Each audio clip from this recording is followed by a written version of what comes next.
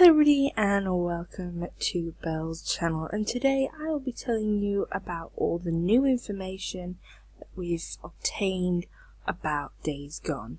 We have a little over a week to go until Days Gone is released, and recently a load of gamers got to play at least 5 hours of Days Gone, as well as that Bend Studio, the publisher and developers of Days Gone, have released a ton of new information as well.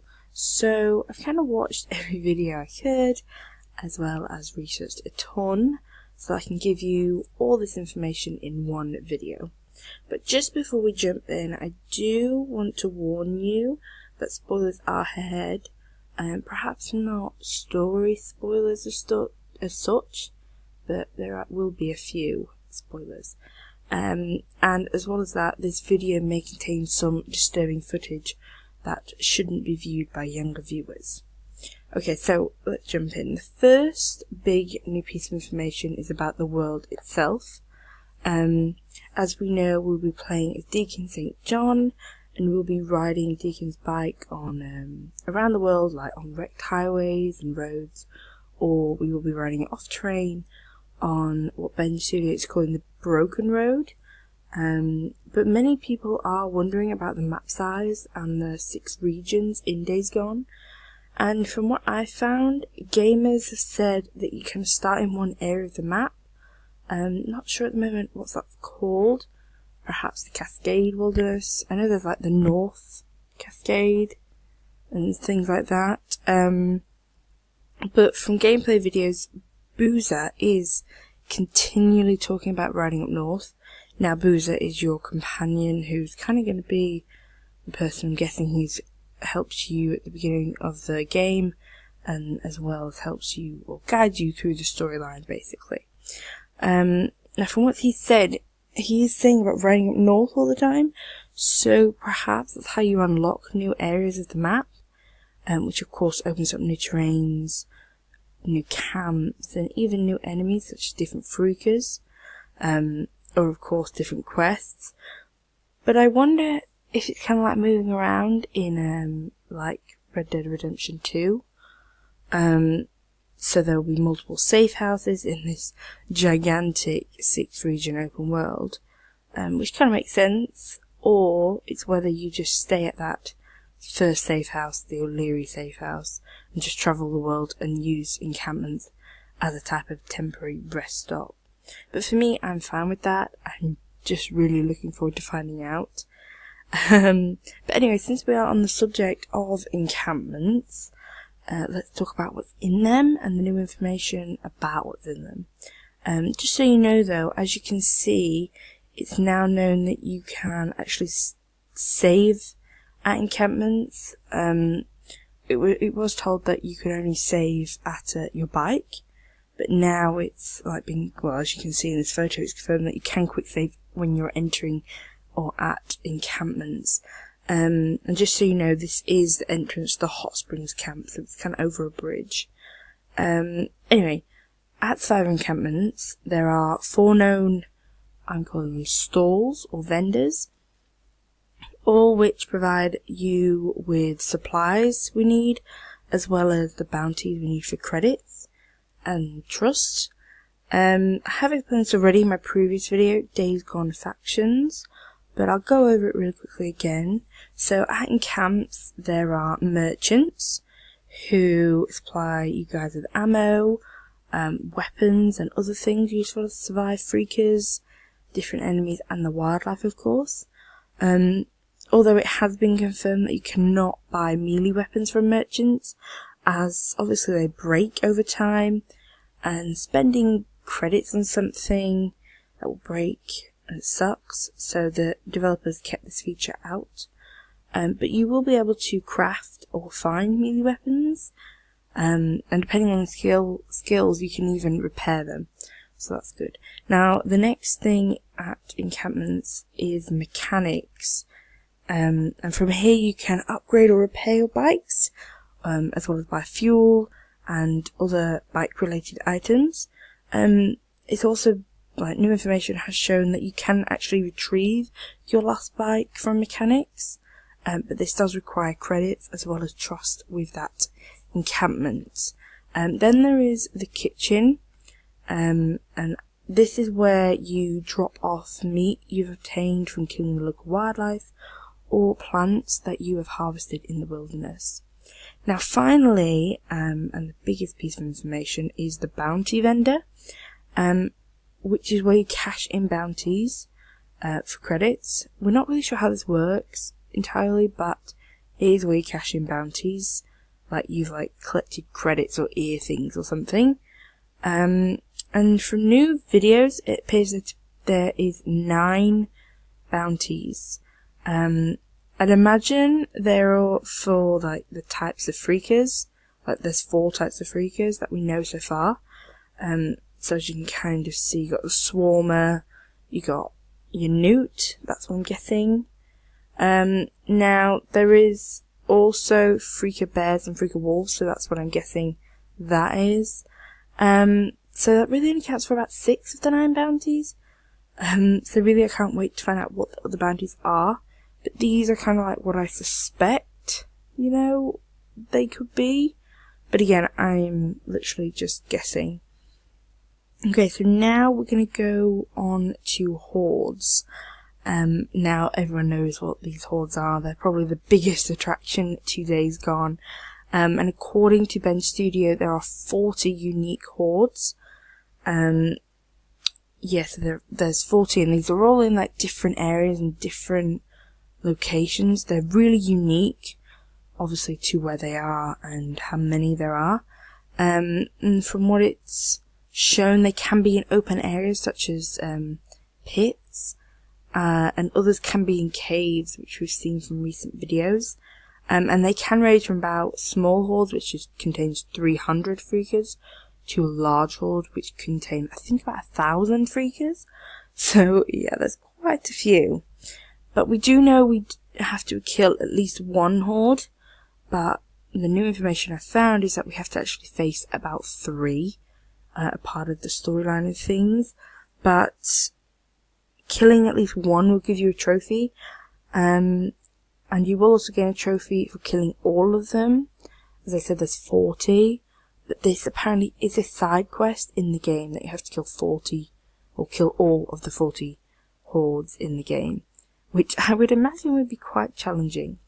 Also related to freakers, it appears that ravens, or crows, circle various areas which are a sign of freakers.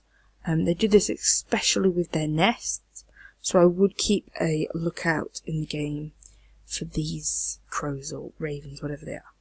Okay, so now onto some more new information about your bike. As we knew, there was something in the game to do with rebuilding your bike.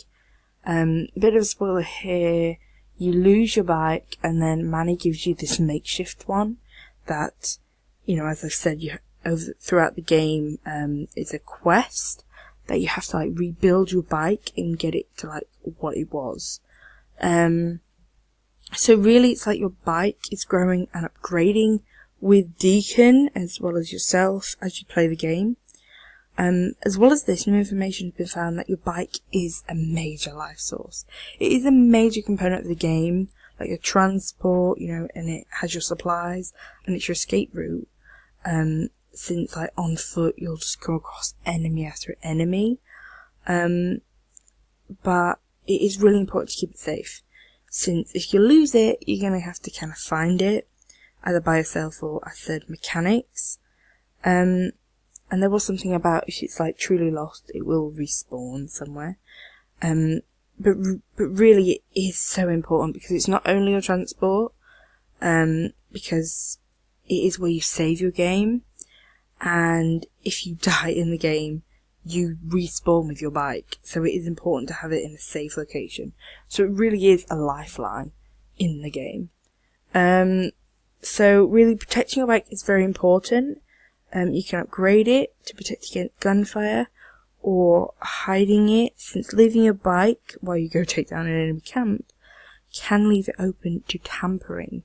Yeah, people, or marauders, or rippers, whatever, can tamper with your bike, which will reduce its health and possibly even reduce fuel, which I'd imagine is going to be a vital resource.